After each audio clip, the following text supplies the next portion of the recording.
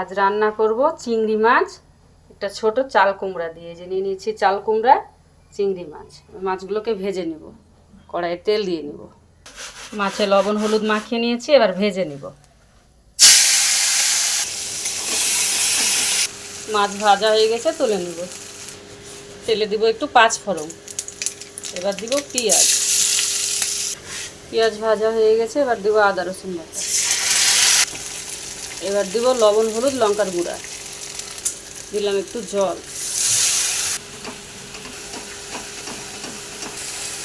এবার দিব কেটে ধুয়ে রাখা চাল কুমড়া।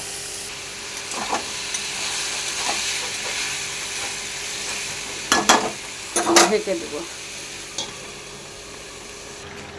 এবার দেবো ভেজে রাখা চিংড়ি মাছ। এবার দেবো একটু ভাজা জিরের গুঁড়ো। এবার দেবো একটু চিনি। তরকারি হয়ে গেছে, ঢেলে নেব। ঢেলে নিয়েছি তরকারি চিংড়ি মাছ কুমড়ো দিয়ে।